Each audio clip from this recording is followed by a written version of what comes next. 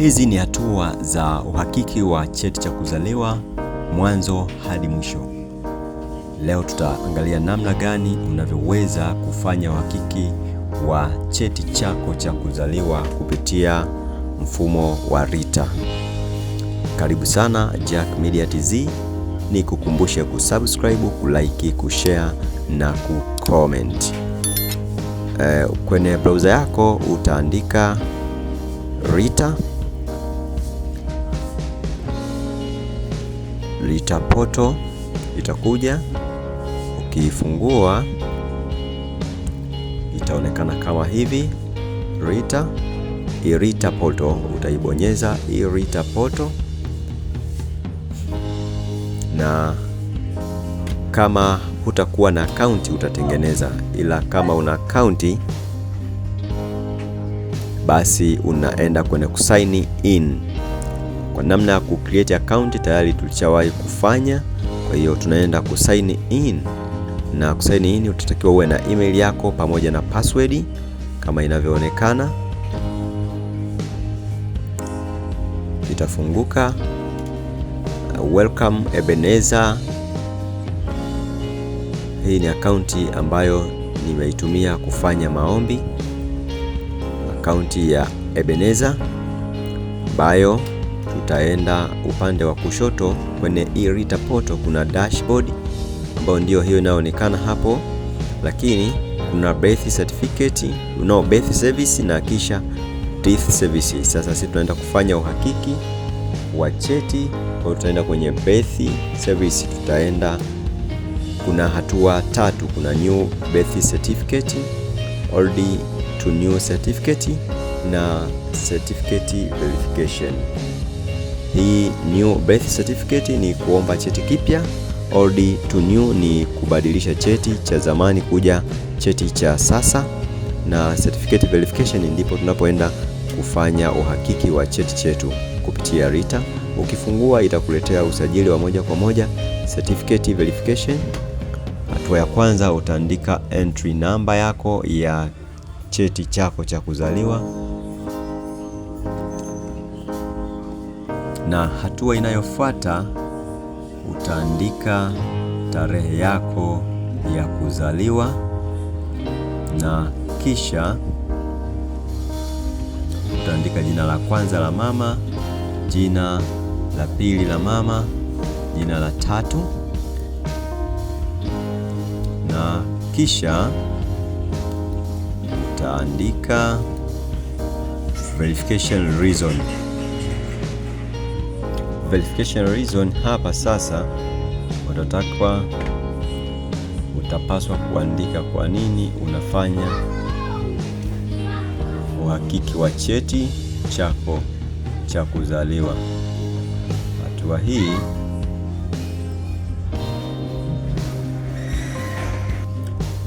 Hatua hii ina sababu ya kwanza ni loan board, watu wa mikopo wanaofanya maombi ya mikopo ya elimu ya juu. Kuna NHIF kama unahitaji kupata bima ya afya, kuna land, kuna legal, kuna migration, kuna employment na kuna NIDA kama unahitaji kupata kitambulisho cha NIDA, na kuna ZCSRA. Kwa hiyo utachagua.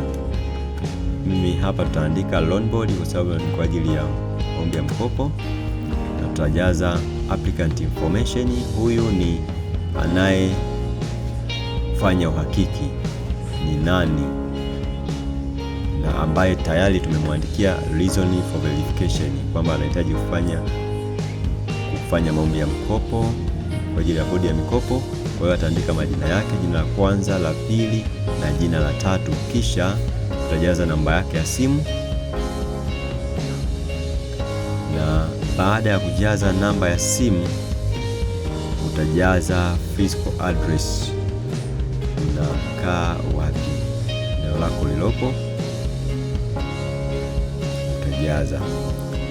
Na baada ya kujaza eneo lako unaloishi utajaza pia sehemu ya informant relationship to applicant. Yaweza kuwa anayefanya maombi haya sio mwenyewe, aweza kuwa ni mama au baba au mtu mwingine au kaka au dada au kijana wako akawa anakufanyia, au binti au spouse. Kwa hiyo unapaswa kujaza. Ikiwa ni wewe mwenyewe mwenye cheti ndio unayefanya uhakiki, utasema self. Kama ni baba anakujazia, basi atapaswa kuandika baba au mama au nani. Kwa sisi tutaandika self kwa sababu naomba mwenyewe, na kisha tutaenda continue. Ita load na kisha itakuletea sehemu ya declaration ambapo imeandika please confirm your detail before completing this step. Entry number utahakiki kama iko sawa. Kama haiko sawa na ukaendelea, utakuwa umefeli maombi, utalipa gharama, lakini hautapata cheti chako. Utaambiwa cheti hiki hakipo. Baada ya kusoma taarifa utaweka okay, na kisha utairuhusu iendelee kupata control number. Hapa ni payment control number, ina load, kisha itakuja hivyo, na utapaswa kulipia shilingi 6,000 kwa wale ambao wanafanya uhakiki. Malipo yanaweza kufanyika online au ukalipa kwa mawakala wa miamala. Baada ya kulipa, unapaswa kubonyeza confirm payment na itakupeleka moja kwa moja upande unaofuata ambao nakwambia complete, na kisha itaload kupeleka sehemu ambayo inaonyesha maombi yako yalipofikia. Ukiangalia hapo utaona kuna sehemu mbili, kuna pending application na kuna submitted application. Tutaenda kwenye submitted application kwa sababu tayari maombi yako umelipia tayari.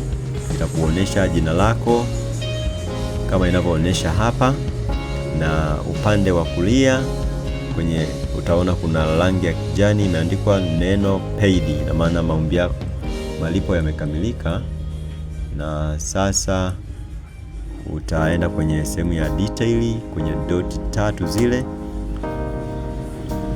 ukizifungua itakuletea sehemu nyingine ya kudownload result, na baada ya kuibonyeza itakupeleka moja kwa moja kwenye kudownload, na kilicho downloadiwa ndicho hiki hapa. Tutakifungua tuone. Baada ya kufungua utaona kuna namba upande wa kulia. Hiyo namba ndio itakayohitajika kwenye maombi ya vyeti vya kuzaliwa, kwenye maombi ya mkopo wako. Kwenye maombi ya mkopo kuna sehemu ambayo ni RITA verification number, utaijaza upande huo, na ukishajaza itakuletea taarifa zako vizuri kabisa kama ziko sawa na majina yako yanaendana, kisha utaendelea na maombi ya mkopo.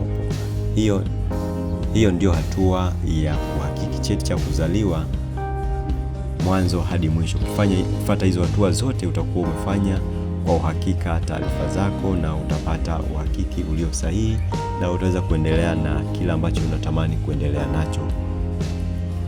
Asante sana, karibu sana Jack Media. Kumbuka kusubscribe, kushare, kulike video zetu.